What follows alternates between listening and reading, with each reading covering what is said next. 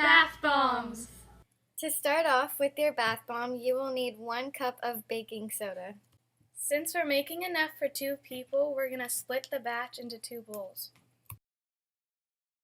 Next, measure out half a cup of cornstarch. Now split the cornstarch evenly into 2 separate bowls. Choose the color of glitter that you want and put it in your bowl and mix it. Now add the color of your choice and essential oils to make it smell good. Add a little bit of water so the powdery mixture will stick together.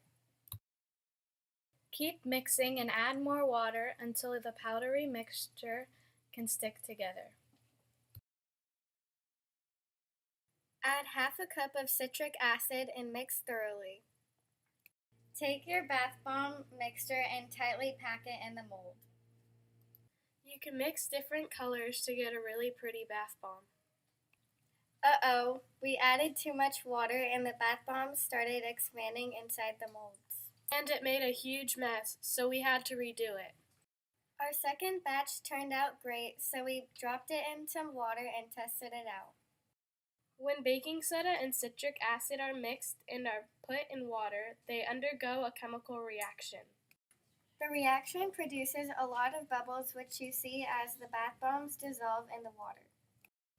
These bubbles that make the water become fizzy are made of carbon dioxide gas. Thanks for watching Super Viking Science.